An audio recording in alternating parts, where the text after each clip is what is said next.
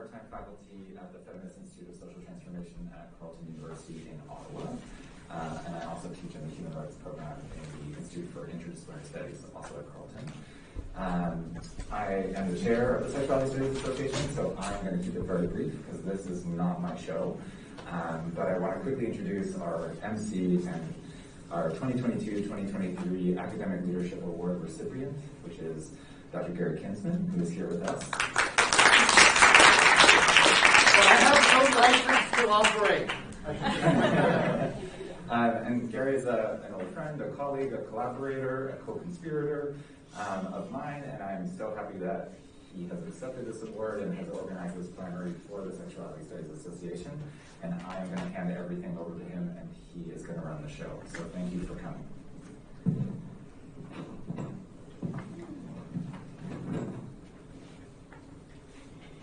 So I'm glad to see you all here today.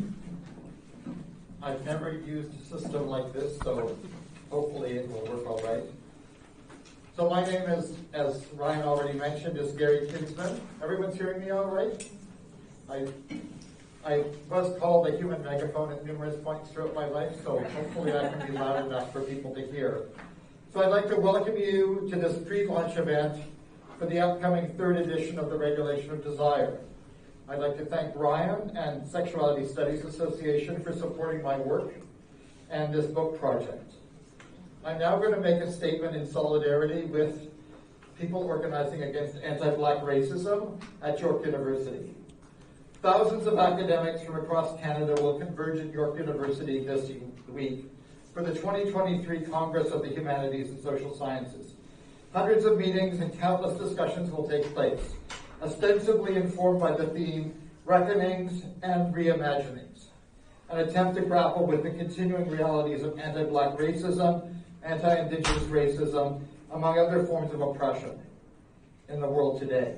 But no meaningful reckonings or reimaginings about anti-Black racism will be possible during the Congress without an honest and open discussion about the widespread nature of at York University and the harms it continues to inflict on Black students, staff, faculty, and community members at York. Many of the most urgent and long-standing struggles against anti-Black racism at York University, struggles led by members of York's Black community, have been ignored, dismissed, or erased, both in the lead-up to Congress and in its current programming. So we collectively are making a statement in solidarity with people organizing against anti-Black racism at York University. Before we present, we would like to acknowledge that York University remains a site of struggle against systematic anti-Black racism and anti-Indigenous racism. We recognize the work of Black and Indigenous students, staff, and faculty at York who continue to lead these struggles, including the support campaigns for Lydia Dosu and Emma Avalon, and we present today in solidarity with them. Thank you for listening to the statement, and that hopefully will help to inform what we're doing here today. The land that we are on is the territory of many nations, including the Mississaugas of the Credit, the Anishinaabe, the Chippewa, the Haudenosaunee, and the Wendat peoples, and is now home to many diverse First Nations, Inuit, and Métis peoples. This is Dish with One Spoon territory. The Dish with One Spoon is a treaty between the Anishinaabe, Mississaugas, and Haudenosaunee that bound them to share the territory and protect the land. Subsequent Indigenous nations and peoples, Europeans and newcomers, have been invited into this treaty in the spirit of peace, friendship, and respect. The dish, sometimes called the bowl, represents what is now Southern Ontario. We all eat out of the dish, all of us that share this territory with only one spoon.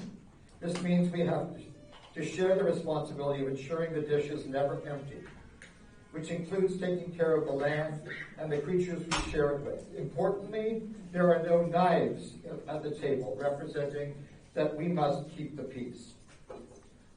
I also wanted to just personally locate myself for a second here in terms of being a white settler on Indigenous land. I have written this third edition of the Regulation of Desire on Dish with One Spoon territory in Toronto, as mentioned above, and also in the Swakamak, the territories of the Atikameksheng, Anishinaabe, the Wanapitei First Nation, and other Anishinaabe people. Sudbury, in settler speak. In this book, I attempt to learn to write in solidarity with Indigenous peoples and struggles as I continue to learn from these struggles. As a white settler, I take up a politics of responsibility towards Indigenous people by disrupting settler colonialism and racist practices from my own locations within them. I therefore start the third edition with Indigenous resistance against and beyond these genocidal practices and Canadian state formation. So that's sort of an introduction and hopefully some solidarity statements with Indigenous struggles that will inform the entire session. I want to note for everyone the absence, for health reasons, of River Rossi, who is going to be a major speaker on the panel. I want to recognize their important contribution and assistance to me in the book project when my health problems limited the work that I could actually do on it. So I'm sort of saddened that River is not able to be here, but I am delighted that we have a wonderful panel to talk about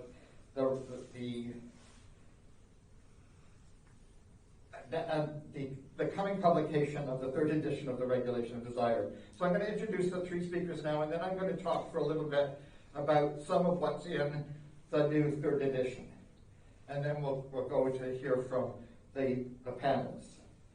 Omi Sheree Dryden, who will be our first speaker, of Got Blood to Give, is co-editor with Suzanne Lennon of Disrupting Queer Inclusions, Canadian Homonationalism and the Politics of Belonging, published by UBC Press in 2015. They are currently working on a second edition of this wonderful book. Omi Sheree has also written the foreword for the third edition and is the James R. Johnson Chair in Black Canadian Studies at the Faculty of Medicine at Dalhousie. Our second speaker will be Beverly Bain, a Black radical queer anti-capitalist feminist revolutionary who teaches in women's, gender, and sexuality studies at the University of Toronto, Mississauga. And our third panelist will be queer historian Tom Hooper, who is a historian of the police bath raids in the 1970s, 1980s, and the major resistance to them. Is a sessional assistant professor in the Department of Equity Studies at York, and the author of the afterword to this edition. So that's what you're going to get today. I'm going to be talking a little bit about some of the aspects of the new third edition of the book, and then we'll be hearing from the rest of the panelists. So for those of you in the audience who have not read, even in draft form, the third edition, the new text for the third edition, some of this may seem a little bit odd, but this is going to be hopefully an odyssey or an exploration for those of you who haven't yet read the text of some of what's actually in it. And hopefully we'll create a context for some discussion around it. So I'm going to be quoting from sections from the introduction to the third edition and also the conclusion. So let's get going. I was finishing writing this third edition as there was expanding evidence of the recovery of the bodies of thousands of Indigenous children and young people who were killed in the residential school death camps. As the RCMP once again invaded Wet'suwet'en territories and Coastal GasLink was drilling under the Wedzin-Kwa River, as the police violently cleared unhoused people from encampments in Halifax, Hamilton, Montreal, Ottawa, Toronto, Vancouver, and other centres, as at least 3 more police killings of Black men took place, as the COVID-19 pandemic continued to spread around us, but the official state and public health line increasingly became that we have to, quote, learn to live with COVID, and with many arguing that the pandemic is now over. And as right-wing white supremacists with fascist connections took over downtown Ottawa and blocked border crossings in early 2022. In 2022 and 2023, many of these same right-wing white supremacist and fascist groups were targeting drag storytime readings at public libraries and targeting trans and queer people. These right-wing protests were often welcomed by the police and were not met with the violence that Indigenous, Black, and unhoused peoples movements have faced. Various attempts to construct a so-called post-pandemic and now, during the pandemic, return to so-called normality were taking place, sentencing many elderly, disabled, immune-compromised, and poorer people to death, infection, and more chronic illnesses, sicknesses, and disabilities. In a very different way, mainstream LGBT groups like EGAL, the LGBT Purge Fund, and pride committees in larger centers attempted to return to a politics focused largely on the white middle class, forgetting what those of us who had survived the pandemic so far have learned from this experience and from the resistance movements against anti-Black racism and colonial genocidal practices. These mainstream efforts attempted to shift our attention away from these genocidal and policing practices as part of forgetting what we could learn from the resistance from 2020 to now. But it is precisely this context of fighting the social organization of forgetting of these racist, genocidal, and policing practices and the important resistances mobilized against them that I start the third edition with. Now, I want to start off with some critiques of the first edition. In the first two editions, I largely adopted a left variant of the rights approach, with some critiques of its limitations. This was then and is definitely now not adequate. Perhaps one way to make this clear is to look at the question of trans people and imprisonment. A rights approach will address whether trans people are able to be imprisoned given gender segregation in the prison appropriate to their gender identifications. While this is important, an abolitionist approach asks more radical, by radical here I mean getting to the root of the problem, questions about why they are being imprisoned at all. Abolitionist approaches lead not to integration into existing oppressive social rules and institutions, but to breaking down disciplinary and carceral state institutions in the present, focusing on transferring resources and building alternatives now. Abolitionism is centrally an anti-capitalist, anti-racist politics of revolutionary social transformation that grasps that capitalism always has a racial character. As Ruth Wilson Gilmore puts it, abolitionist politics is, quote, a specific form of anti-capitalism, which is to say, a specific form of anti-all capitalism, all of which is racial capitalism. Everything has to change. It is always racial capitalism with settler colonialism and anti-Black racism central to the character of Canadian capitalist relations and state formation. I think I'm going to actually jump ahead a bit to actually talk about one of the significant limitations of the first and second edition. I did not adequately understand at that point in time the impact of settler colonialism, but also the incredible significance of the existence and resistance of Indigenous people in leading to the production of what is now referred to as sort of modern sexuality and gender. And there were a whole series of genocidal practices that were enacted against Indigenous people to try to destroy third and fourth gender groupings and what we now call two-spirit people, and to impose instead a two-gender binary, and initially reproductive and eventually heterosexualities. This is actually really important to understand. That it was actually the construction of third and fourth genders, what we now call two-spirit people, around the world, not just in Turtle Island, as being the enemies, the so-called barbaric enemies of European white civilization that actually led to the generation of the two-gender binary and the eventual hegemony of heterosexuality and institutionalization of it. This is really important for us to understand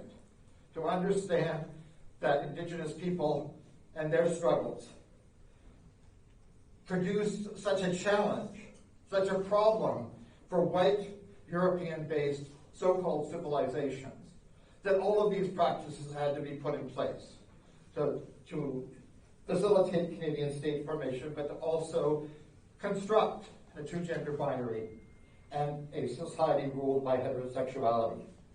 So this raises profound questions about Indigenous struggles and their significance and centrality to all of our struggles. And this is one of the issues I want to speak to a little bit now. In arguing this, I have learned from the work of Indigenous feminists and two-spirit people. Pre-contact Indigenous gender and erotic practices were socially organized in very different ways than dominant European ones. These practices and social capacities, and the resistance based on them, cannot be assimilated to current constructions of the gender binary or of homosexuality and heterosexuality. They did not exist in those frameworks at all. Instead, as many Two-Spirit activists argue, Two-Spirit is not a part of LGBTQ+ at all, but is a political and theoretical word that is a critique of and a challenge to white-dominated LGBTQ labels. As Dene scholar Glenn Coulthard and others have pointed out, relationality to the land is central to Indigenous struggles. This relationality is both about the importance of concrete land-backed struggles, but also about land-based associative and relational forms of knowledge production and pedagogy. As Mike Goldhawk writes, quote, land is not a thing in itself, end of quote, but a, quote, social relationship between all living and non-living beings, end of quote. And this social relation is crucial to Indigenous struggles and perspectives. This is something that mainstream LGBT+ organizing in the Canadian state does not understand at all. So just to sort of talk about what we can learn about history, I'll start with a quote from Leanne Simpson. Simpson writes, actually it's an interview, Nishnawbek society has a plurality of genders and sexual orientations. That wasn't exceptional because it was normal to respect diversity and live in a manner that supported individuals. This was visible to the colonizers and read as both a threat and a barrier to the exploitation of the land and natural resources and so on. It was queer Indigenous people that were first targeted for elimination. The state, working with the church, infused our communities with a heteropatriarchy. Generations of Indigenous children were indoctrinated into this heteropatriarchy in residential schools. So I just want to highlight the significance of that has not been in any way, shape, or form actually grasped by mainstream LGBT groups. What we actually see now is how Two-Spirit people are constructed as simply being a cultural group, sometimes just as a stand-in for Indigenous forms of LGBT+ people, but are abstracted away, entirely, violently abstracted away from the process of settler colonialism and violence that has been enacted against Indigenous people. So I also think it's important to look at the work of anthropologist Scott Morganson on the construction of modern sexuality. And I'm not going to go into that here aside from highlighting the significance and importance of his work, except to say the following. He's very critical, as he should be, of much work in queer history. Morganson points out that, quote, queer histories of modern sexuality tend to study non-natives without examining their formation within the settler colonialism, end of quote. There's something I take very much to heart, because I think it's actually a significant critique of both the first and second editions of the Regulation of Desire, but it's also an incredible critique of mainstream white LGBT+ organizing within what's called the Canadian state. As mentioned earlier, the social relationality to water and land is central to Indigenous struggles, as is support for all our human and non-human relations. Nick Estes concludes his important book, Our History is the Future, with this powerful statement. The water protectors ask us, what does water want from us? What does the earth want from us? Water is life. It exists outside the context of capitalism. Whereas past revolutionary struggles have strived for the emancipation of labor from capital, we are challenged not just to imagine, but to demand the emancipation of earth from capital. For the earth to live, capitalism must die. I'm now going to jump to another area in terms of neoliberalism and the emergence of the neoliberal queer, just to give you a sense of some of the other things that are actually talked about in the book. Neoliberalism is the capitalist strategy that developed in response to the global wave of social struggles in the 1960s, which includes the emergence of the feminist movement and lesbian and gay movements, but also the Black Power movement, Red Power movements, working class insurgencies, student movements, anti-war movements, national liberation movements around the world. which began to put capitalist, racist, and patriarchal social relations in question. This approach is based on cuts to social programs and the social wage, the tightening up of borders, defense of law and order, and the expansion of carceral relations. Despite those who argue that neoliberalism is based on shrinking the state, it actually depends on an expansion of disciplinary state relations, including police, prisons, and carceral relations, and facilitating mass incarceration, which is why abolitionist politics is key to opposition to neoliberal capitalism and to all forms of capitalism. Neoliberalism became the sort of leading political strategy in the 1980s within the Canadian state. This had a very double-sided impact on struggles for queer rights. What it meant is that some benefited quite a bit from these struggles, and this led to the emergence of white middle-class layers, mostly cis men, emerging to speak for our community. Others were excluded from this and left behind.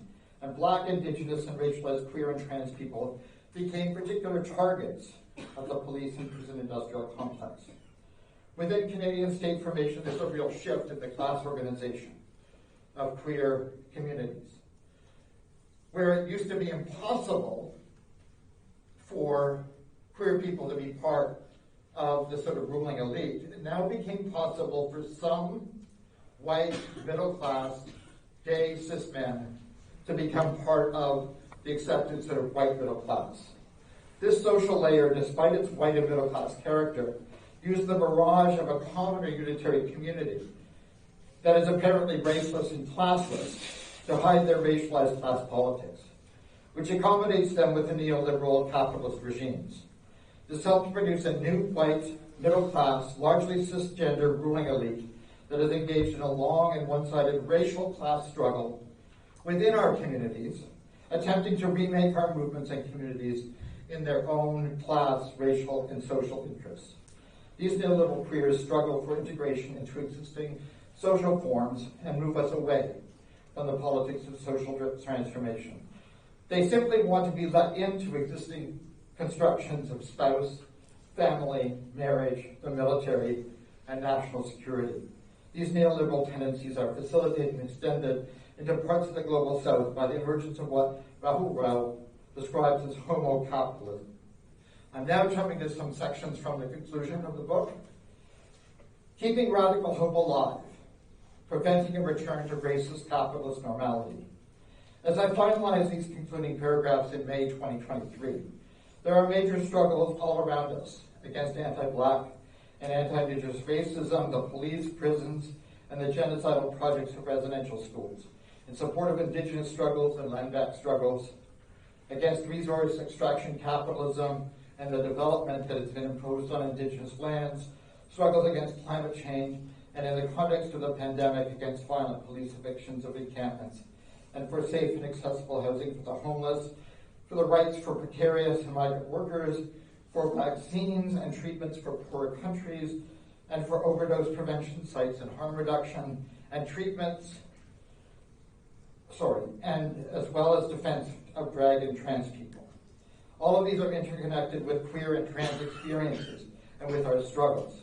At the same time, neoliberal queer forces try to actively sever, and I want to sort of emphasize that word, they try to actively sever our connections with these struggles and contain our forces to narrow, largely white and middle-class legal issues.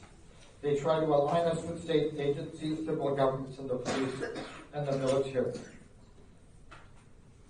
trying to make us forget about the uprising against anti-Black racism in the police, which is actually quite recent and still continues in some ways, and the genocidal practices that occurred against Indigenous people. This leaves us unprepared to deal with the austerity and other neoliberal attacks that are coming. They simply want us to return to the LGBT agenda of previous demands without any transformation by abolitionist organizing against anti-Black and anti-Indigenous racism and for abolishing police and prisons. In the face of liberal and social democratic containment strategies, we need to keep the hope for radical social transformation alive. Regarding struggles to abolish and defund the police, They try to undermine those of us putting forward a clear abolitionist perspective, which defunds the police by starting to make significant cuts to their armaments and their ability to kill people. Instead, they want us to actually acquiesce to the expansion of policing. By the way, I do note that I think the police are now once again on New York University campus.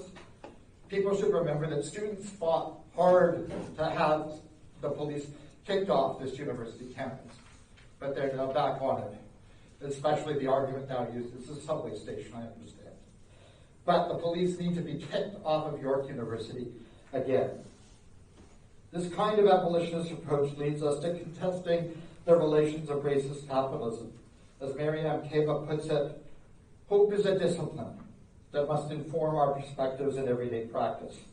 Liberal and social democratic forces are hoping to smother the hopes for radical social transformation, in part through the growth in police budgets and repression, and extending policing into social services and agencies. As we've seen in the violent assaults against the encampments and their supporters, they wish to intimidate and scare people so we no longer resist and fight back. One reason for the massive expansion of policing is that ruling state and class forces know they will need them, they will need these police forces to put us down in our coming revolts and struggles and rebellions. It is our struggles that can provide the basis for revolutionary hope. We know things can be otherwise, and we need to continue to fight for liberation. The struggle continues, but hope itself is not enough, and we also need revolutionary love. In the last chapter, I referred to Suzanne Lennon's work in the context of same-sex marriage, on how queer love in neoliberal times can be claimed by a neoliberal regime of governance and a politics of desexualization in the context of a white racial politics mobilized around same-sex marriage. But Lennon also pointed out that, quote, queer love can be unmoored from the dictates of the economic interests of neoliberalism, whiteness, and liberal norms of inclusion. This is not queer love's only home. Queerness, too, is insisting on a reimagining of love and its labor, end of quote. This connection with love and labor is a collective, in a collective and social context, brings us back to the work of materialist feminist Rosemary Hennessy on the making of revolutionary love. Here she pointed out that while love can be mobilized, as it was during the same-sex marriage battles, in a privatizing and selfish fashion, focused on the desexualized white middle-class couple, and harnessed to a racial and class politics of the neoliberal queer, it can also be used in a more historical, social, and collective sense, and given a very different social and historical basis. Similarly, although differently too, Leanne Simpson in her Stories in Islands of Decolonial Love links this transformative revolutionary love to the everyday struggles for survival and passion against colonialism and the making of alternatives to it. Love as an interactive, caring, social practice is also emphasized in the transformative work of bell hooks. For instance, we can see this more social and collective sense of love, care, and solidarity in the networks for mutual aid that have emerged out of many social movements and revolutionary situations. As trans activist and scholar Dean Spade suggests, mutual aid is the radical act of caring for each other while working to change the world. As a practice, it helps to challenge neoliberal capitalist cultures of individualism in the market, replacing them with the social relations and practices of caring and solidarity. What Sue Ferguson described as life-making practices from below. In a more erotic sense, this moves us far beyond couple love to become a more social and collective love, meeting unmet needs for social connection, sensation, affect, and solidarity. Many of our needs can be seen as often unmet, given heterosexual hegemony, the gender binary, and racist, colonial, capitalist, and patriarchal social relations.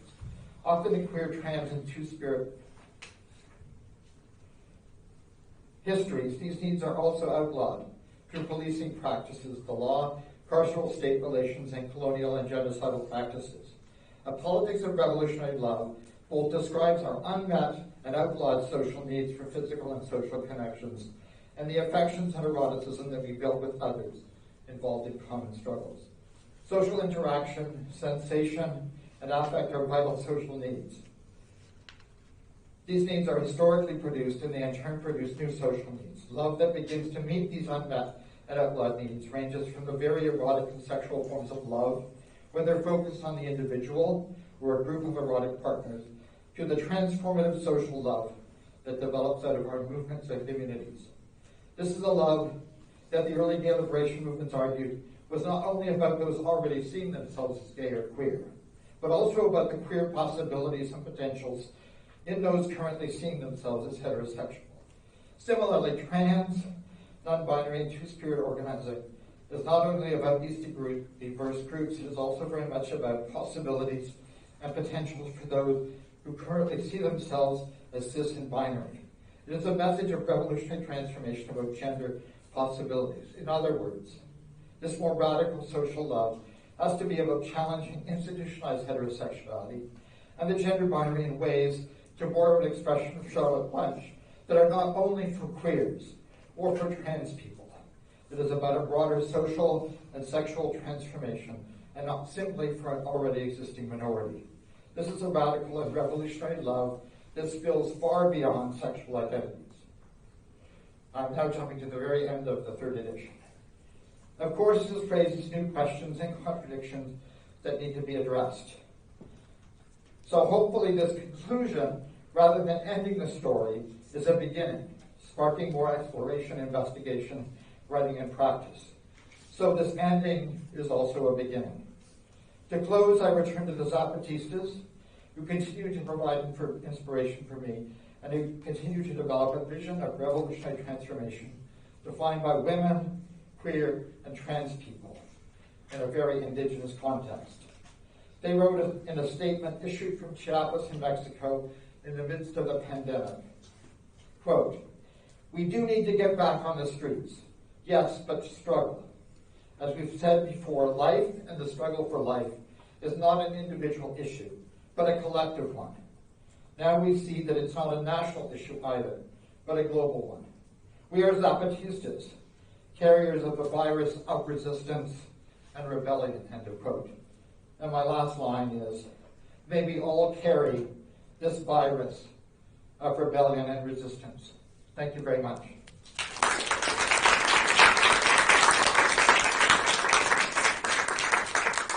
So we're now going to hear from Sheree Dryden. I don't know if you want to come. No, it's okay. I'll just pass this to you. Yeah, perfect. Thank you can either hold it or put it on your lapel, whichever suits your fancy. Thanks so much. Thank you, Gary. Hi, everyone. Thank you. Thank you, Gary. Good? Yes? Yes. All right. So I work, study, and live in Chibuktuk, Halifax, the traditional unceded territory of the Maliseet, whose ancestors, along with the Mi'kmaq and Passamaquoddy nations, signed peace and friendship treaties with the British Crown in the 1700s. Yet we must not forget that these treaties were signed roughly 140 years before the end of slavery in this region now called Canada. I honor Indigenous, Afro-Indigenous, African Nova Scotian, and Black people who continue to live here, who continue to be in relation with one another in spite of the pervasiveness of anti-Indigenous and anti-Black racism, and who together fight against genocide and the afterlives of slavery. I honor Indigenous, Afro-Indigenous, and Black people, including those who were back in the day and are in the present day, two-spirit, queer, trans, and genderqueer. As I flew out of Halifax yesterday, I was taken aback, last night, early evening, I was taken aback by how smoky it was in the air, way up in the sky. But then to have that view of the smoke plumes concentrated in where I assume the fires are located. Hammond's Plains, Upper Tactalon, Pukwak, Lucasville. These are where we find historical African Nova Scotian communities. This is where they're located. And we don't hear much about them and their experiences in the news. Of course, climate emergency, environmental racism, continued fallout of the ongoing COVID-19 pandemic. What will the aftermath of this fire bring for African Nova Scotian and Mi'kmaq folks in these areas? As we were at the gate waiting for our flight in the airport yesterday, we received emergency notice after emergency notice, binging and bonging on our phones. And they would say things like, those in this part of Bedford, get ready to evacuate in 30 minutes. Parks with wooded areas are now closed. 3 new fires believed to be deliberately set. There was a possible ammonia leak. Be careful. Do not use your barbecues. No fires of any kind. Having spent 4 years in Halifax, the majority of this time with pandemic restrictions, my knowledge of Halifax and the vicinity is still developing. But what I'm learning is that the fires are close, around 30 minutes drive from where we live, but not close, as it really is only about 20 minutes to the ocean. Time and distance function differently. So very unlike the over 75 minutes it took me to drive down Spadina from Kensington Market to the Gardner over Easter weekend.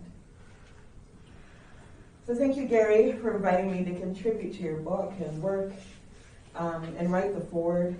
As I say in my foreword, it's been over 25 years since the last edition, and this one is right on time. Gary's examination of entry points, an important phrase to help understand various events and forces at work, brings us together to reflect on queer and trans life through the relentless waves of the pandemic, the devastating recovery of the bodies of Indigenous children buried in mass in unmarked graves at mostly residential schools, the continued death of Black people from encounters with police and our calls to defund them, and the international movements in support of Black life. Through all of this, centered again, is the work of abolition, transformative justice, and mutual aid. And this was not the business of inclusion, but instead the labor of liberation. A reminder that diversity, equity, inclusion, and liberation do not occupy the same space. Gary asked us to review who is considered and envisioned as a representational queer. And this edition deepens his exploration of settler colonialism, racism, and climate destruction. We are reminded that capitalism and colonialism, anti-Black racism, and slavery become the interlocking systems in need of dismantling. And as Gary states, and I quote, this provides a new and radical basis for a broad anti-capitalist activism that is also anti-racist, anti-colonial, and for climate justice, and for queer and trans liberation, end quote. Liberation manifests by engaging in the disruptions, disentanglements, and active refusals of white settler homo nationalisms, and, as also discussed, homo capitalism.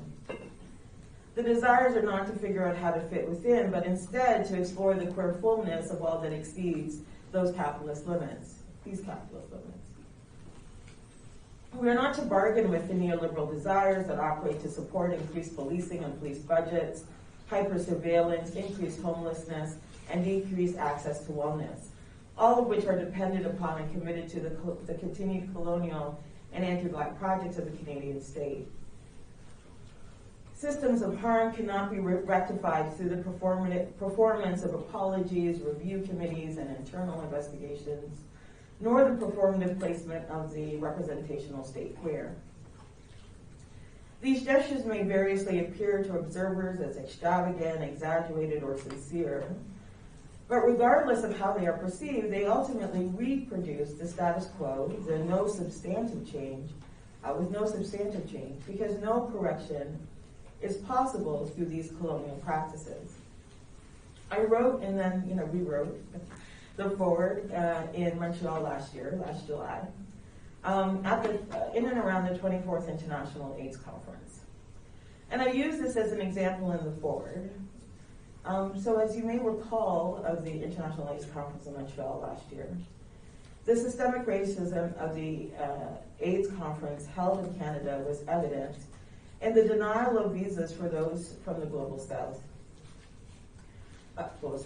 including International AIDS Society staff and leadership, not to mention the lack of access to equitable funding and supported travel, accommodation, meals, getting a coffee.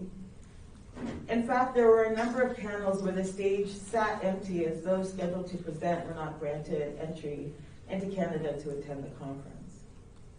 At this one particular panel, Achieving Health Equity for 2S LGBTQI+ communities, Lessons Learned from the HIV Response in Canada, hosted by a very well-known white gay man epidemiologist. A panelist, a different white gay man, presented a brief history of gay activism, stating firmly, "I am only focusing on gay history here," and then proceeded to provide a list of single-framed white gay events and moments. This is not surprising, as the prominence of Canadian whiteness as a foundational element in lesbian and gay organizing and historical accounts often results in gay history only centering white gay accounts, like gay blood donation, bathhouse rage, marriage, positive space programs, policing, pride parades. These normative single axes of assessments, as we know, are misleading, disingenuous, and exasperating, and follows a long-standing pattern of bifurcated understandings of what counts as gay knowledge, and the construction and oversimplification of significant gay moments.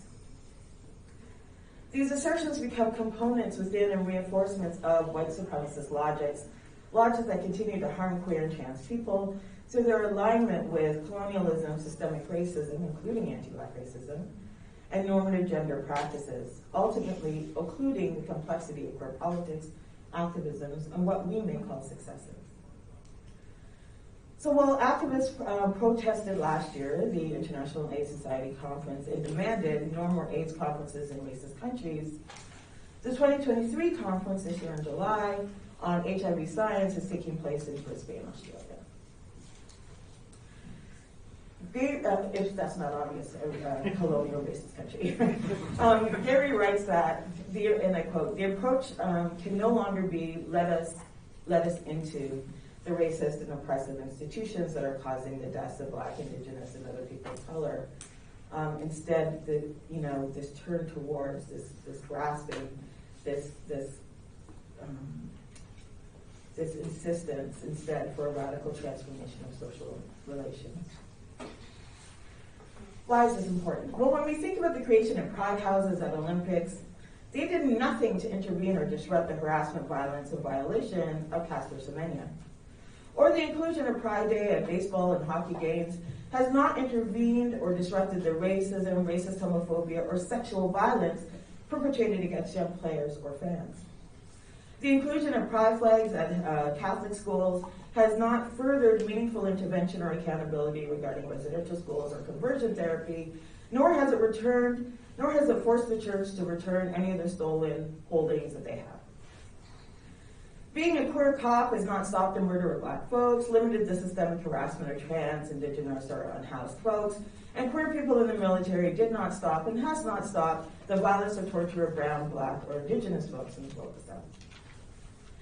In the aftermath of Mr. George Floyd and the demand to defund and disarm police while increasing social supports, we instead witnessed the proliferation of equity, diversity, inclusion statements, increased portrayals of solidarity through taking a knee when national anthems are sung and tears are wept, alongside a steady and domineering increase in police budgets. So equity, diversity, inclusion, yeah. In July 2020, Dion Brand's article on narrative reckoning and the calculus of living and dying appeared in the Toronto Star. And in the last few sentences, Dion writes, and I quote, "The X-ray that is the novel coronavirus exposes once again the bare bones of the social structure in which for Black and Indigenous people, governance equals policing. Governance as violence. This we fear, this we know, that all of our thoughts will be rushed into editorial pages, used in a committee meetings. All the rich imaginings of activists and thinkers who urge us to live otherwise may be disappeared, modified into reform and inclusion, equity, diversity, and palliation," end quote. I wonder how has palliation impacted how we envision radical community commitments and our health and our well-being. To palliate is to alleviate a symptom without curing the underlying medical condition. Within palliative care, for example, palliation provides the relief of systems to ease suffering during end-of-life care, thus helping the patient feel more comfortable and improve quality of end-of-life. Of course, this is important and useful. But as Dion speaks to it, what does it mean in relation to our community and our community's health and wellness? Will we accept a seat at the equity, diversity, and inclusion table as relief to the continued violence of and within the state and its systems, including public health? Will we accept more ethno-racially diverse people, but not a change in a message or a disruption of continued anti-Black racism? Is this the relief, the palliation to the eventual fatal conditions of police brutality, health disparities, health inequities, medical racism, and the lack of access to care that we seek? Saranya El-Mujammer, a friend of mine, recently tweeted, and I quote, "Being a cop is not just a job. It's a questionable moral position. Ain't no shame in working the pole or retail or housekeeping. Plenty shame in becoming a foot soldier of capitalist and state violence." Anyways. So this book incites us to think again about the limits and therefore needed refusals of inclusion, as well as the need to turn towards practices of accountability and liberation. Through these pages, his book, we are pointedly reminded of the harms and violence created through homo-hegemonic bargains that persist and progress through the desire of inclusion for some at the expense of many others. Respectability politics of neoliberal queer desires will not disrupt these colonial and anti-Black systems of harm. So let us think on these questions in the current moment as we prepare for our Black, queer, trans, radical, anti-colonial, anti-all capitalist, love-filled futures. Thank you.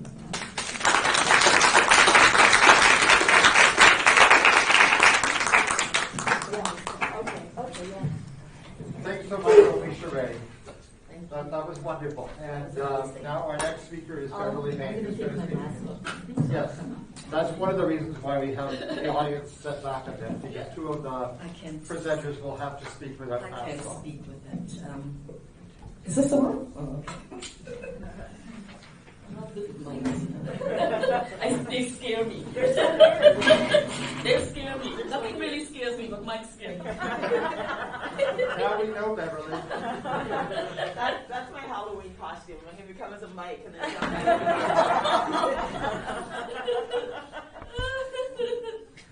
Oh.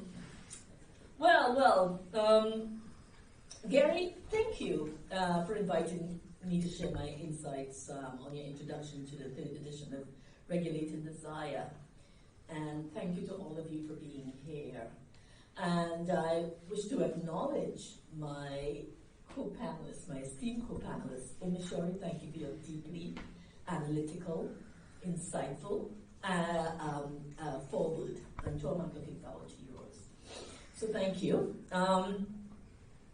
My piece speaks to Gary's introduction, and it also speaks directly to Gary, as well as to making the connections in terms of what he's writing and what we're witnessing. So, Gary Kinsman, or Gary's introduction to his third edition of The Regulation of Desire, delineates that this is a book that intervenes and aims to disrupt the social organization of forgetting. I think it's critical for us to point that out, because I think that helps us to understand, why today we are witnessing. I took my phone. Okay. Oh, mine's here. I took mine off. Okay. Why we are witnessing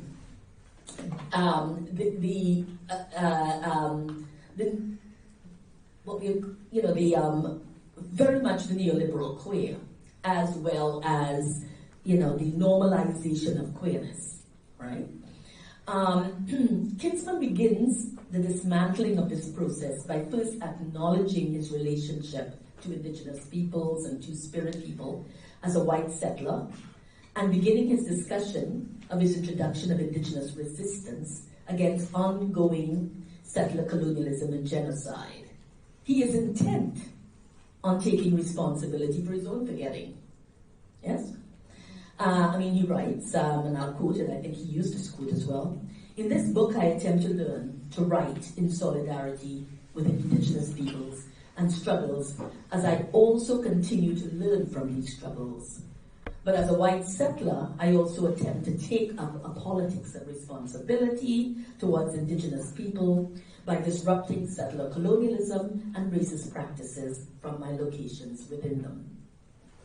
Kinsman understands too well the danger of this forgetting, which is ideological, with its relations of ruling shaped by genocide, racism, white supremacy, colonialism, and capitalism.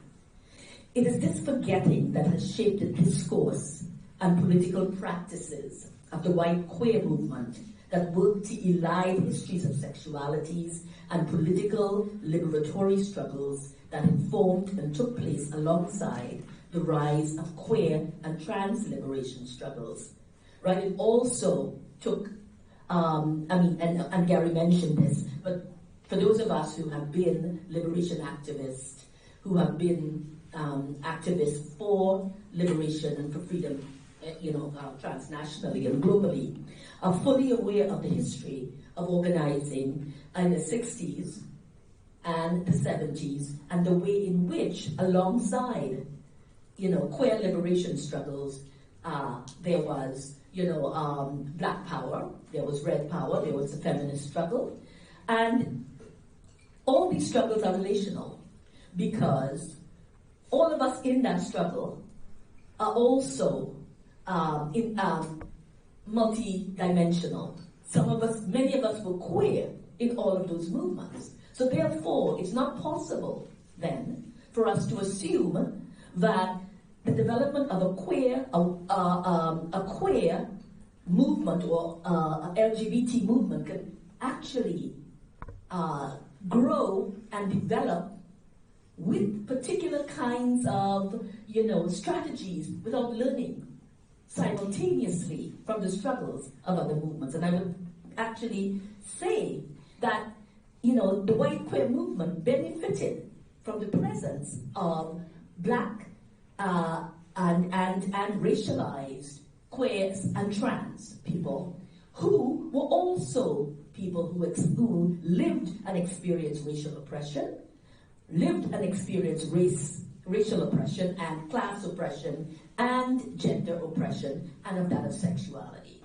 So, it is about relations, and we struggle side by side, and often, this is what gets forgotten. And I think in this, critical third edition, I think what Gary is also attempting to do here is to help us understand how the social organization of forgetting actually allows us to forget those kinds of relations that we had built at one particular time, these connections that we made through struggle, and also the way in which that social organization process itself is actually, it organizes us, as Roger Ferguson says in his work on sexuality, is that the way in which we, gender, race, class, sexuality have been organized as discrete across various, sites. And in this way, it doesn't allow us to actually understand that there's a core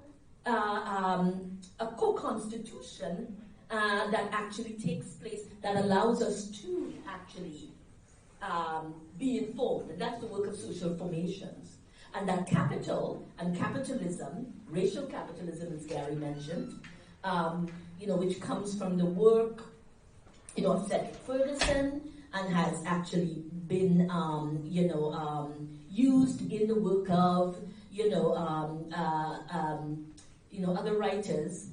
Very much, what that work did is that it started from the lives of black and racialized people to understand how capitalism is also a racial formation, right? And not only that, and not a discrete or separate formation. Kinsman demonstrates that this process of his is personal as it is political. And that's very important because Kinsman is also an organizer, an activist, yes? And that is critical.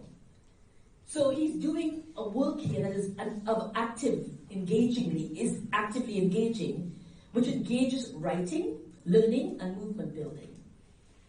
This is clear in places where he has idolized his experience and movements and in solidarity with Indigenous, Black, racialized, queer, and trans. He's not only doing the work of dismantling the relations of ruling that subvert and disappears radical organizing and the struggles of Indigenous, Two-Spirit, Black, racialized, queers, and trans, but making visible those struggles by beginning from the recent spaces of radical forms of resistance and struggle. So the period he covers in his book, it starts from 2023 and he works backwards to 2016. This is a strategy. This is also a recognition that this is also this period in which he also has memory of an uprising that has happened within, several uprisings by Indigenous, by Black and racialized people, by trans, in these moments. They have been unique because prior to 2020, we hadn't seen anything like it, particularly for Black, in terms of the Black uprising, and in terms of Indigenous blockades and Indigenous rising. It has been ongoing, but it never actually. For those of us who are, non-Indigenous, often don't pay attention to the struggles of Indigenous people in this country, right? And elsewhere, globally, right? But their struggles and their fights have always, continued.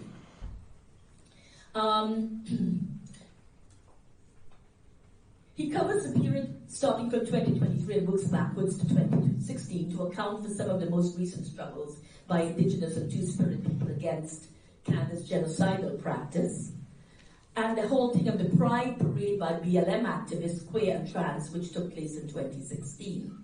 These were recent struggles of mass resistance, refusal, and resurgence by Indigenous and Black people that often get cleaved out of history. Kinsman begins with the No Pride in Genocide struggle, led by Indigenous and Two-Spirit peoples in protest of Canada Day. He acknowledged that there has not been widespread white settler, queer, and trans support for these Indigenous struggles. He sentenced the genocidal, colonial, racist, and white supremacist practices of the nation-state, mainstream queer and trans investment in state mechanism. He writes, no pride in genocide, and similar struggles are therefore not for inclusion in this Canada, which has unfortunately been the history of mainstream queer and trans organizing, but rather is against and beyond this Canada, right? Inclusion into full Canadian citizenship, which has been the mainstream objective in LGBT organizing, must be troubled and instead requires disengagement from the Canadian state formation. So he's deeply critical of the normative practices of white liberal queers with their investments in Canadian state formation, such as EGAL, we should call them out, and here in Toronto, and those representing Pride Toronto. He argues that the process of normalization, which is the state discourse, worked to render white liberal queers and some trans as normative queers. The normalization discourse that rendered gay men disposable during the AIDS crisis. He tells us it is also this discourse, or the discourse of the normal, that come to normalize COVID as a disease we must all live with. A disease that has resulted in many seniors, immune-compromised peoples, Black, Indigenous, queers, and trans, and a house people as expendable. Yes? So we see how normalization is working. Kinsman showed the connection of No Pride in Genocide initiated by Indigenous and Two-Spirit people as clearly connected with the anti-racism, radical organizing that Black, racialized, and queer and trans activists were doing in the No Pride in Policing coalition that he is part of. This alliance with No More Silence, a feminist, Indigenous, and Two-Spirit, made visible working in relation to abolish the nation state.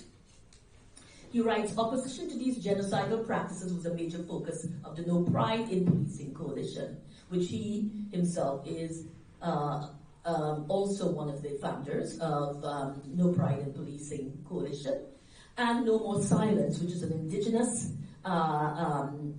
Two-Spirit women's organization, initiated Pride Day rally and march on June 27th, 2021 in Toronto with the theme of "We Must Change Everything," which comes from Rudy Gilmore's forthcoming book.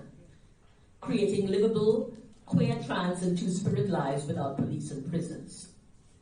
Kinsman also documented No Pride in Policing Coalition role in its campaign of defunding police and abolition.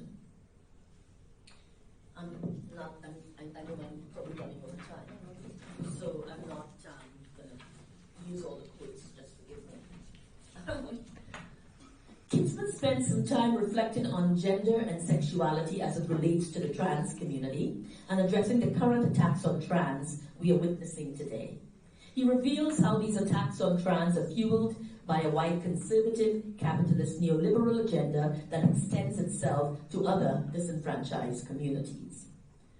What is also very important in this edition, this forthcoming edition, and in his introduction, is that Kinsman shows that resistance, revolt have been engaged with by Indigenous, Black, racialized, and queer trans people throughout this period of 2016 to 2022 that he documented. I want to make a couple of observations in Kinsman's introduction to this text that might be useful, considering how rural relations have organized gender, race, class, sexuality as separate formations, which always centers whiteness, even in multiracial struggles. The first point I want to make here, based on his introduction, is that Kinsman, in his, and this is meant to be a constructive critique. I'm saying that for, okay. Sorry. I'm a klutz. I'm not very good at all these contraptions because I just say what I have to say without all of this. Right? But okay, I'm going to be a respectable quiz and use the mic, which I'm not good at. Okay, the first point I want to make here, based on his introduction, is that Kinsman, in discussing blackness and organizing, seemed always to do so in relation to the BLM movement. I know in the final chapter of your book, Gary, and elsewhere, you spoke to Black gay and Black queer feminist movements in Toronto and named some of the activists. However, these conversations were in relation to organizing among Black, queer, and trans. And yes, you articulated that our struggle forced white people to listen. I guess what I'm getting at here is that more is needed to be said about the long struggles by Black anti-capitalists in Toronto that has shaped today's struggle. And that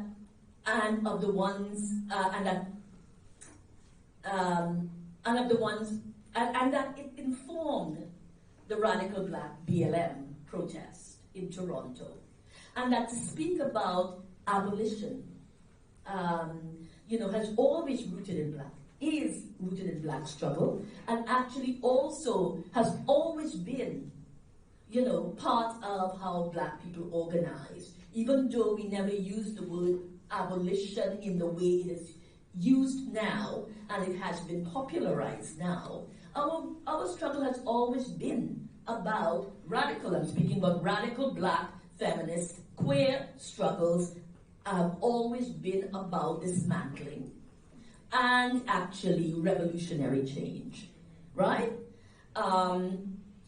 Another concern is the use of we to discuss No Pride in Policing Coalition. Yes, it's multiracial, but it's informed by an abolitionist politics that is rooted in slavery and genocide. There are people inside that coalition who are rooted in those histories. Somehow the use of we, like Dorothy Smith would say, works as an ideological capture that invisibilizes the composite of the we, so that whiteness comes to define that we. If I didn't know who NPPC was, I would think it's a white organization that had other people in it, right? I think it's very very important.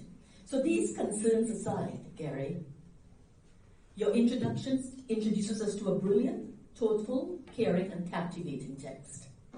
One that offers us insight into your process of learning and building relations and forms of solidarity that intervene with the intention of disrupting whiteness, homonormativity, settler colonialism, racism, and capitalism.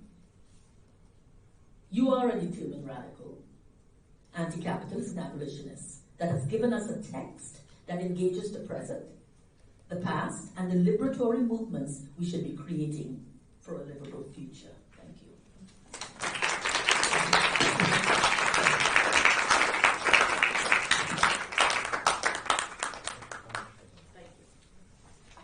Thank you so much, Beverly. Our last speaker will be Tom Hooper. I should point out to people we are probably going to run a little bit late because we both started late and there's a whole bunch of stuff happening in this book. So I'm hoping that some people can actually stay past. I think the official time it's supposed to end is 12:15, but we'll probably be here till about 12:30 if that's okay with people. Okay. Thank you so much for that, Gary. Just click forward.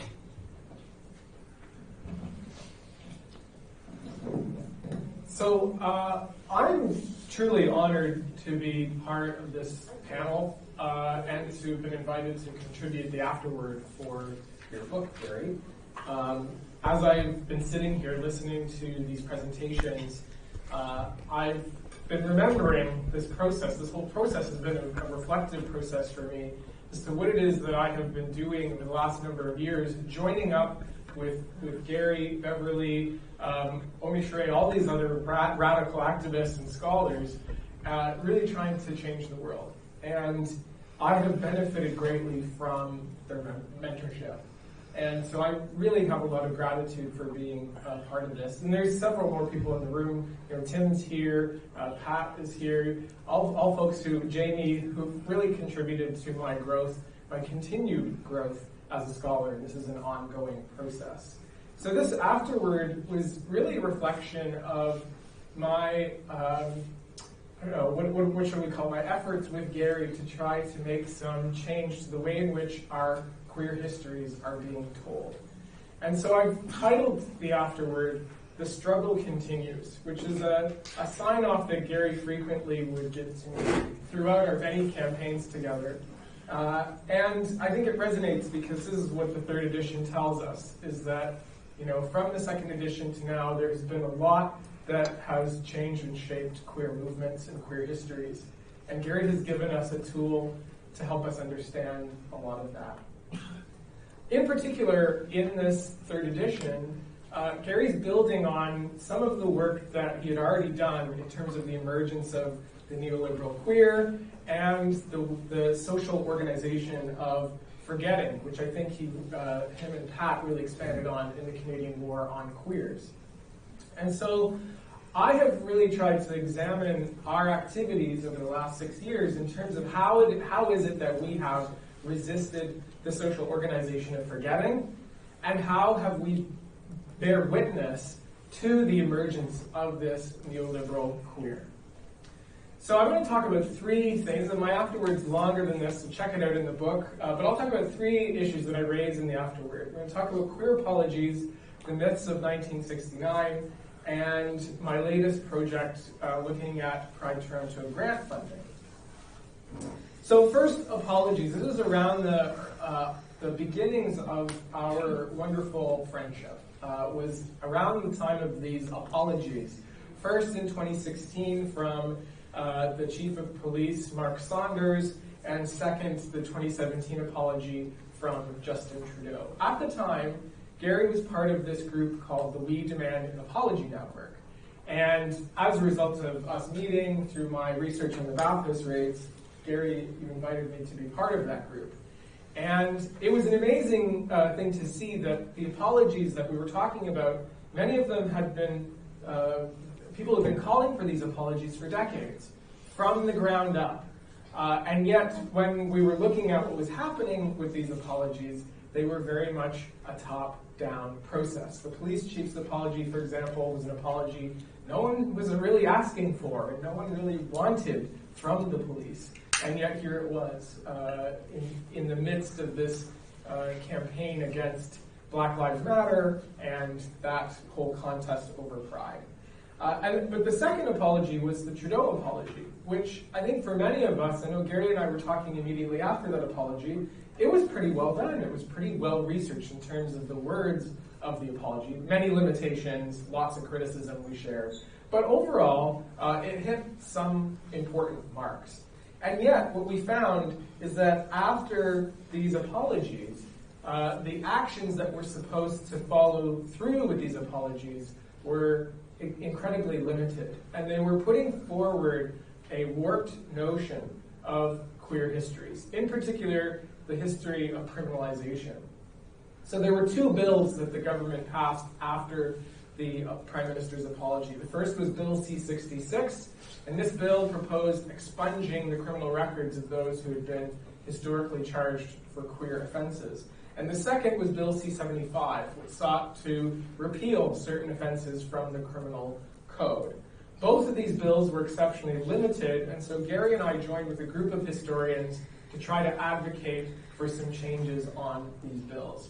With Bill C-66, the expungements, this bill excluded all of those who would have been arrested in police raids on gay bars and gay bathhouses. It didn't include the offense of bawdy houses, mainly because the government was trying to specifically exclude sex workers from being included in the apology process, something that we found unacceptable. Although we appeared before Parliament, and you can see I've shown an image on the screen of our appearance here, no changes were made. And the reason for that is because as we were sitting there giving our deputation, there were 9 speakers that day, 8 of which called for the immediate change to the bill and adding bawdy house offenses, among others. But there was one group who was there, one queer group showed up. And Gary and I were sitting in the balcony when they were testifying, the EGAL representative, the representative from EGAL, when they quoted Voltaire and said, do not change this bill. Right? Yeah. So as a result of EGAL's endorsement, because the government had one queer organization, which many believe is the leading queer organization, had given them their blessing. So we immediately saw the emergence of this neoliberal queer that wasn't interested in connecting queer struggles to, say, the struggles of sex workers, which was something we were really pushing at that time. The second was Bill C-75. And this bill initially proposed the repeal of anal intercourse, the former buggery offense. But again, this bill left intact the bawdy house offense. It left intact all of these other crimes that were used to criminalize queers. And so we again appeared before Parliament, and we advocated for these changes to the bill. And as a direct result of our advocacy, the committee studying the bill amended Bill C-75 to include the repeal of bawdy houses and vagrancy. It's one of the few times in which we've actually been able to have some success when we've appeared before Parliament and before governments. We always understood the limits of what we were doing, and we never believed that we were going to spark the revolution by doing this. But what we did feel is that it was important we showed up, and it was important that we mobilize our own communities around these bills so that we could further expand this idea of eliminating these carceral systems.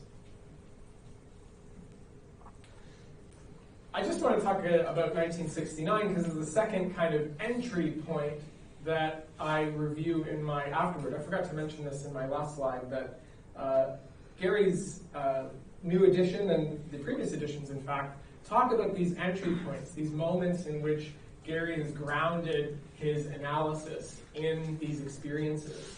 And so these different ideas that I'm talking about today, the apologies, this 1969 myth, these are my own entry points into discovering the emergence of the neoliberal queer and the destruction of queer histories. So when we confronted the myths of 1969, this is sort of my second entry point. This really awakened me as a historian, and it really showed me that the way in which we write history is just as much about forgetting as it is about remembering. And I have been complicit in that process. having learned from the myths of 1969, I'm now much more critical of these narratives. So now I know that history is subject to both of these forces, for remembering but also forgetting. And it raised an important question: what is it that we remember? And what is it that we forget? So when it comes to the celebration of 1969, we remember the statement by Prime Minister Pierre Trudeau, "There's no place for the nation." And from that moment, our wonderful gay god, Trudeau, gave us all of our rights from above. And that's how we got it. And since then, we have been emancipated. But forgotten from this is the mass criminalization that continued through the 70s and 80s. And through the 70s, in particular, the size of police forces across the country expanded greatly. And this was harmful to queers, to black and racialized people, to Indigenous people, to trans people, to all of our communities. We forget that part. We remember Trudeau, but we forget that part. We also forget that this statement that we think is so profound often gets cut off halfway through the quote. There's no place for the state in the bedrooms of the nation. What's done in private between adults doesn't concern the criminal code. And then they stop the clip. But the most important line comes right after that point, when Trudeau says, "When it becomes public, this is a different matter." And this is what sets the tone for the 70s and 80s and beyond, the continued criminalization, the mass criminalization. What good is it to decriminalize sex in the bedrooms of the nation when you are leaving queer sexualities criminalized everywhere else? So the one place where police had difficulty finding us in the first place is where they allowed us to have our queer sex. But everywhere else was still criminal.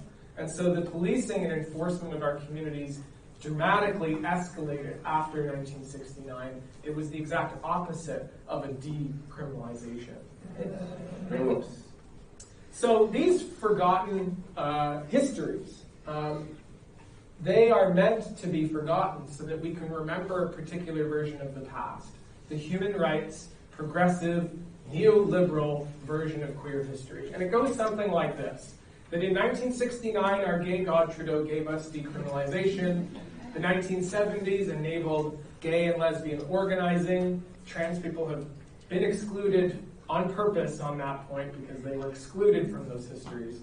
The 1980s brought us our human rights protections. 1990s, military service. And finally, the 2000s, marriage equality, and we can pack it in. Our job is now done. So these are the queer mythologies of equality. This is what we are remembering by putting forward Trudeau as our great savior. And forgotten through this is the fact that, in 1969, no laws were repealed, that the reform was limited to, only 2 offenses, and that the criminalization of queers dramatically expanded after 1969. Including for buggery and gross indecency, but for also these other offenses. So connections to class, gender, anti-racist, and anti-colonial struggles, they get forgotten. So we mobilized around this, the creation of these myths, and Gary and I joined with a group of other scholars to create the Anti-69 Conference, which was held at Carleton University in March 2019. We also created the Anti-69 Network after that pledged to continue fighting against the mythologies of the 1969 reform. You can see in the image on the right here, we actually protested the release of a special edition gay coin. A gay loonie was released by the government. We showed up at the 519 Community Center. Beverly's in this photo, kind of in the back there, and you can see Gary and I on either side to protest that gay loonie. You can check out our work at anti69.ca. Beverly's presentation is available on video, as is Foamy Charades, so please go and check those out. Okay, finally, I'm just going to talk about my latest project that has been directly informed by the work that Gary has done in this book. and as well as the work that Omi Sheree has done, and Beverly, Disrupting Queer Inclusion. I'm so glad there's another version coming out. I love that book so much. So it's really, all of these works has helped me understand what happened with regard to Pride Toronto and the way in which they have obtained federal government grants. So as we were working through the 1969 mythology, we realized that all of these organizations were receiving government funding to celebrate this. And I did an access to information request and found that over $2 million was spent that year given out to various organizations to celebrate the mythologies of 1969. And among those groups was Pride Toronto, who received $250,000 from the federal government for this celebration. I also got a copy of their grant application, and this is where we can see directly the emergence of the neoliberal queer, the emergence of neoliberal queer histories, and how it warps history. So we can see here the highlighted part. It says, as Canadians, we value diversity and inclusion, and decriminalization marks a significant period in Canada's history. It was also the first country in the first world to decriminalize homosexuality, and marks a significant period in Canada's history when it took a step for which the rest of the developed world followed. This is Pride Toronto's version of queer history. It's completely wrong, by the way. Canada was not the first country in the first world, whatever kind of language they're adopting there. We can think of the UK decriminalized in 1967, France during the Napoleonic era, they got rid of theirs. And so if we look at the histories of colonization, French colonies differ very much from English colonies in terms of the way in which sexuality has been criminalized, and that legacy of colonialism continues.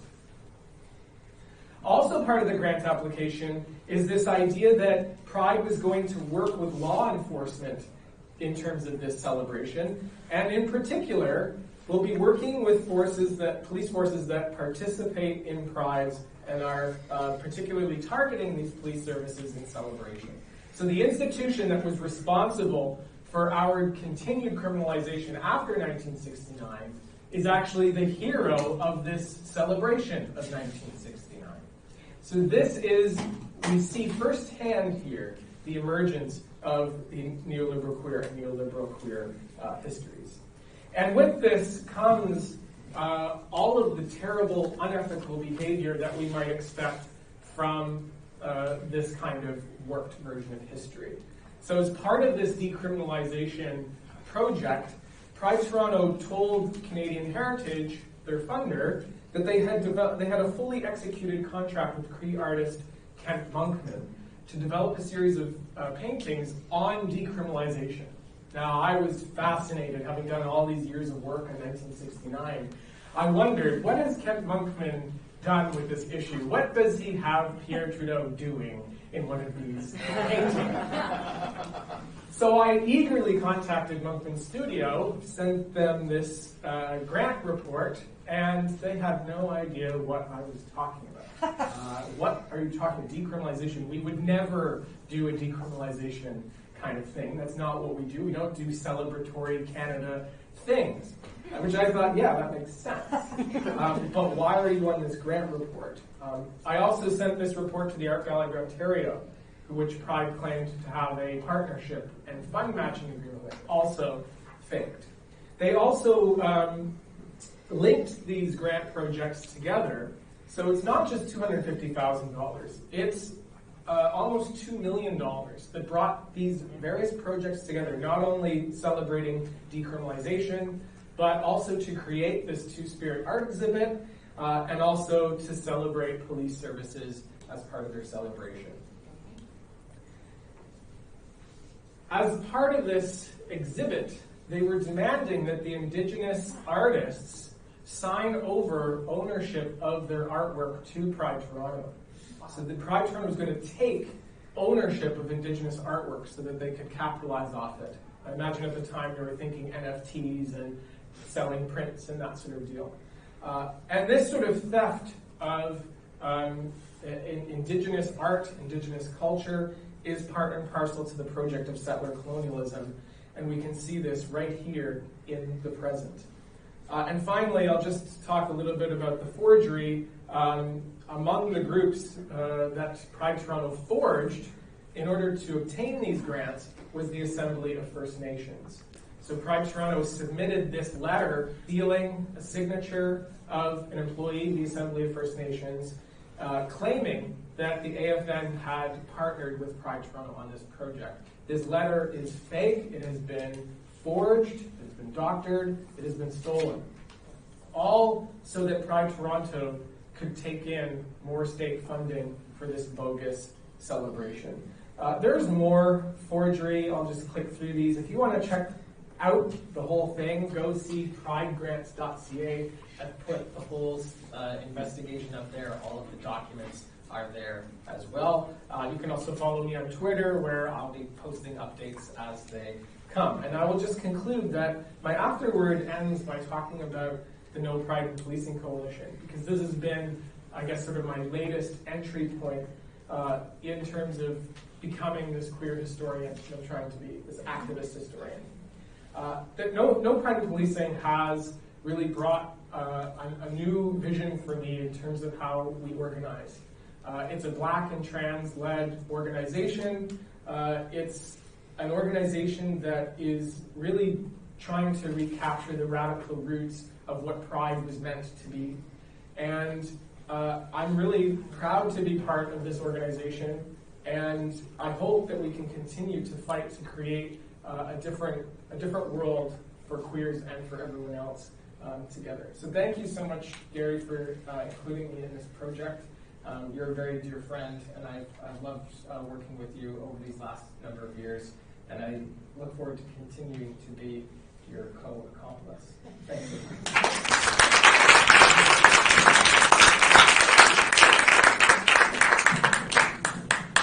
Thanks, Tom. I think we're also co-criminals in a whole bunch of different people's minds. So, we should actually maybe conduct a little experiment to see which one of us can be expelled from Pride Toronto first. But we'll see. So I want to thank everyone for their contributions. I really appreciate everything that everyone has said. I want to, before opening things up for discussion, just point out that there's a whole bunch of literature at the front that we're hoping that people will check out on the way out. It includes not only the sort of book cover. By the way, I was approached by someone yesterday when I showed them this, and they said, "I didn't know you wrote books on erotic fiction."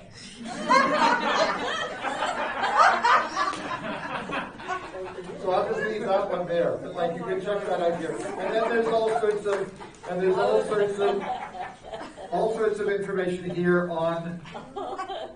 That's a whole new page on your blog, right? Like, that's a whole new page on your website. Well, I actually told them I had written critical analysis of gay porn that was actually pornographic in character. But anyway, they would have to look elsewhere for that. Rights Magazine is actually where you would find some of that. It's not actually in this book. So if that's what you're looking for, I think you'll have to look elsewhere.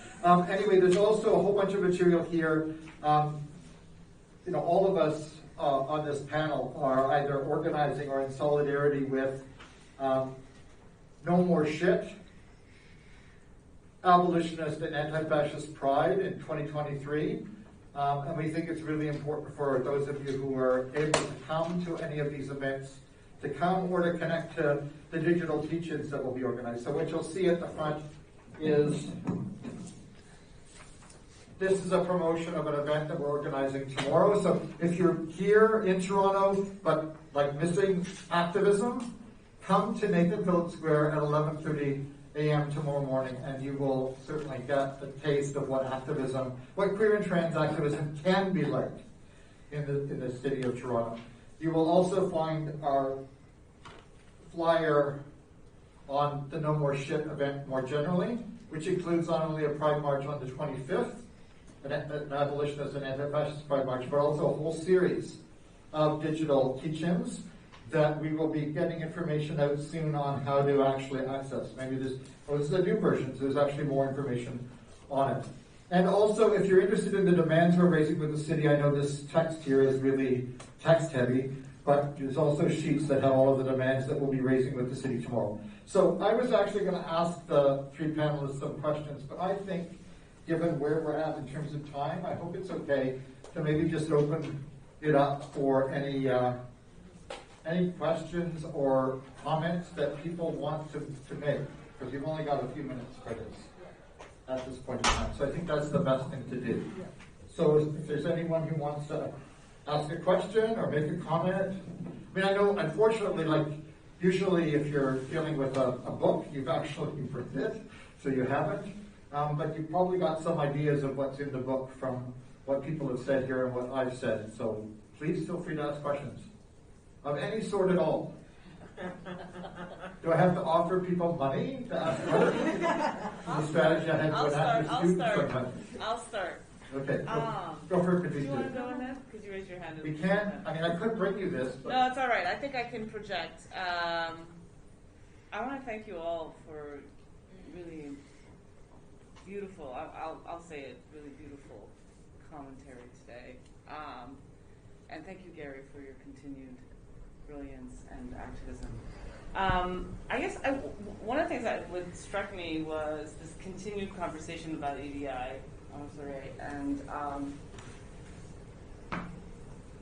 because that, disrupting the language on campuses to this labor of liberation, which is the word you use.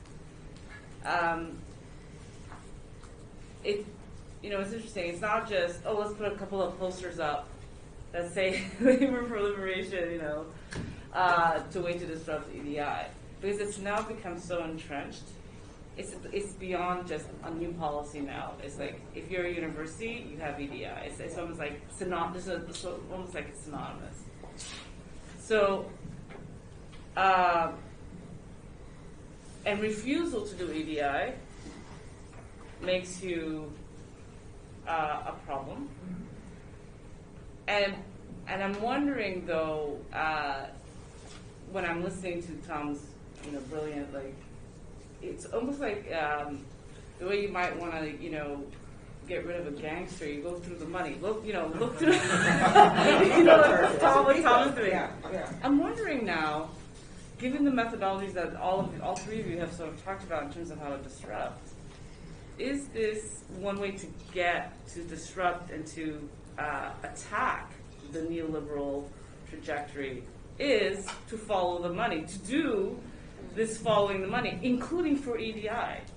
I'm wondering if this is a strategy that is something we might do simultaneously with posters and protests and other kinds of activism, but there's something because that EDI process, on campuses has now become more than just policy. It's like in the fabric now. It's almost like in the the air. So I'm wondering if any of you want to comment on that. Oh, sure. I'll be quick. Hi. Hi, Victoria. How are you? I'm good. How are you? Yeah.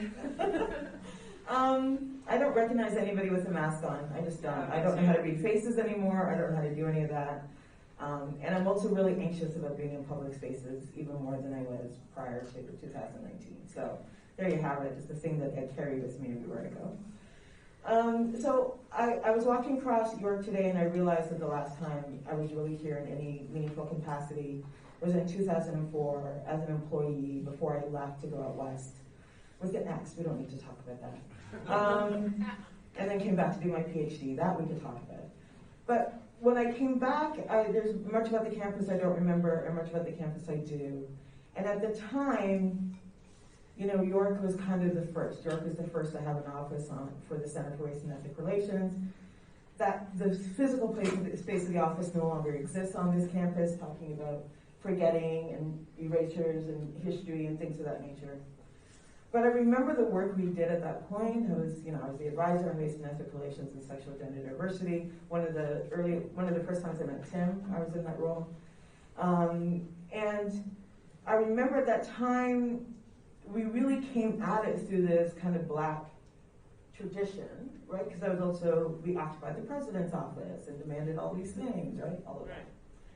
So then now to be at Dow in this role, very decidedly Black Canadian chair of Black Canadian Studies, research chair. And to be called to do EDI things, and I fucking hate EDI things. I hated it when I left York.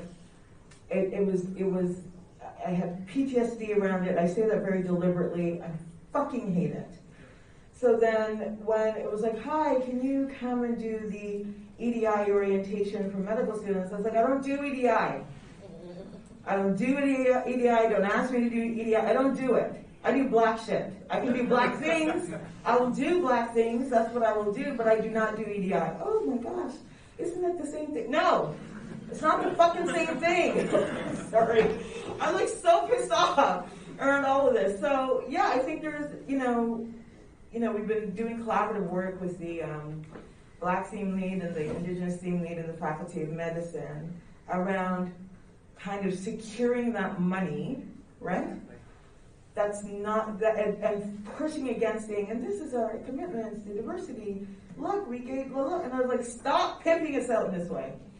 But it's okay, we can launder some of that money. But really that focus, when we have that, is about the work we do with Black and Indigenous students, and right now, for me, in medical school, right? And so that work is also the radical liberation work. So I really wrestle with Black med students to be like, no, your job is not to teach Black people how to be good patients. That's not your job. That's what medicine will tell you your job is. That's fucking not your job. Your job is to really think about the radical ways, for example, the Black Panthers thought about health centers and health clinics, and use that as your guidance and the impetus for the work that you do. How can you be implicated in a health liberationist practice that seeks to circumvent the harm of the healthcare system? And so that's what my focus. That's not fucking EDI, right? And when I get calls, right, from Black docs who are like, oh, I'm thinking about doing EDI. I'm like, don't do EDI. We don't have to do EDI. Like, we can refuse that. So I would actively ask you to refuse that. Now, of course, they will call it, what's it called, JEDI now? Justice and equity, diversity, inclusion. But Foucault and Fanon, right? They all told us that the system, Ahmed, they all told us that the system would be like, how do I co-opt that and make it into something just to continue to perpetuate this capitalist whatever? We know that, right?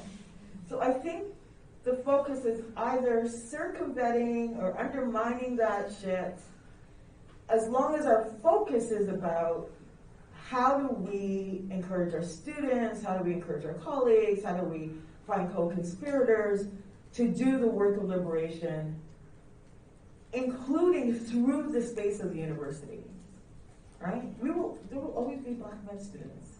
There will always be Black students who want to be medical doctors, who want to be whatever. I can't stop them from wanting to do that. But I can participate in how do you do that in a way that is about radical healing and not in the perpetuating of this bullshit they call the healthcare system. And so I think there's a way that we can do that. And if you have gentle ears, my apologies for all this sort. Right. And there's also like the co-optation of social justice, just even just the term of social justice. Yeah, I think, this is why we have to start speaking about, and I think this is why we have been grappling with the whole idea of another university, or another idea of what, a university can be like. I don't think the university is sustainable as it exists. I'll just put that out there, okay? Therefore, any policy, anything that was meant, that came from the bottom within the, that was work of people, to create something that protected them is no longer protection. right? EDI is part of now the capitalist industrial complex, right? It is about money. It is about money in a particular way that allows the university to legitimize itself in a performative way. That it is doing the work of being inclusive and diverse and representative and can somehow avert any kind of legal implications. It is about protecting the university. It is not about protecting those of us inside the institution who are actually racialized, indigenous, queers, trans, people with disabilities. It's not about that, right? These things only work. You try going to one of those offices and try lodging a complaint and see what happens. I mean, you are traumatized and re-traumatized. Plus, policing and campus security is also suited to EDI.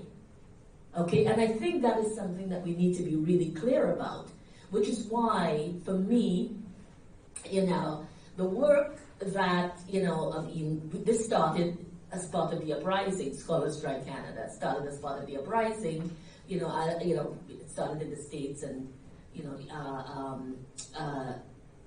Minsukli and I decided that we will follow suit to hold our institution accountable, but more so to bring scholars and students and activists together for us to think about how we actually do this kind of work that is not co-opted and shaped by institutional practices. And I think one of the things that Fred Moten would say, even though I do have my differences with Fred Moten, I get a particular piece of work that he says that is good. I mean, he says, you do your work and you hide yourself as deep as you can go in the belly of the goddamn thing and do all this politicizing and steal from the university if you can, as much as you can. So yes, I take their money so that I can do political work against them. Right? And, Robert E. Kelly has always told us that, the university ain't gonna love us back. So why the hell are we investing so much in the institution, pouring our hearts and soul, looking for all these jobs of dean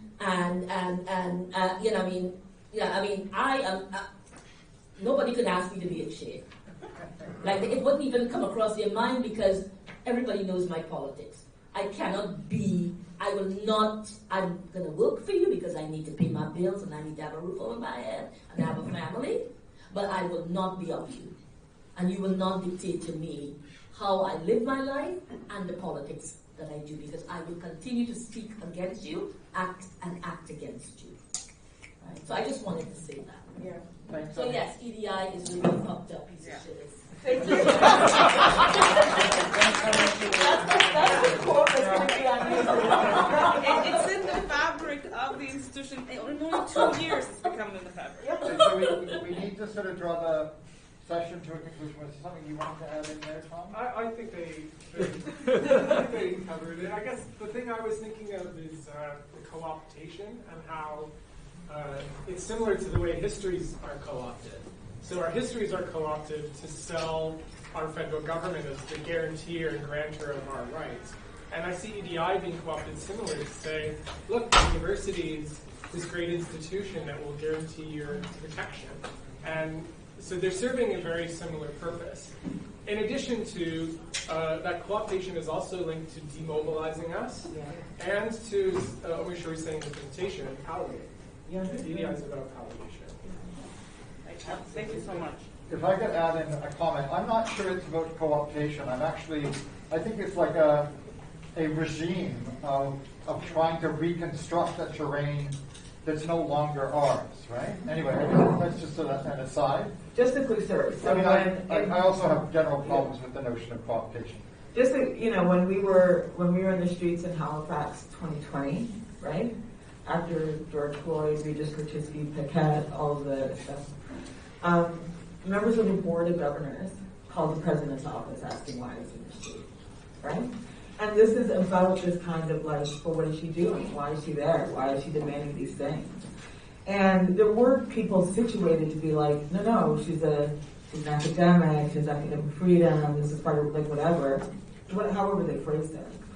But there is this kind of expectation, right, that they also control, you know, your own image and what, you know, and how it either upholds or, you know, taints the university. And if it taints the university, they will try to come for you. But, you know, it never dawned on me, like, why would I seek permission to go to the streets? You know what I mean? Like, we were just in the streets.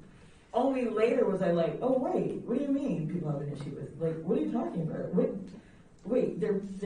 how does it, what does this have to do with what you pay me for? You act, what? Like, that kind of, do you not see the connect, you know, they have this particular kind of thing. Anyway.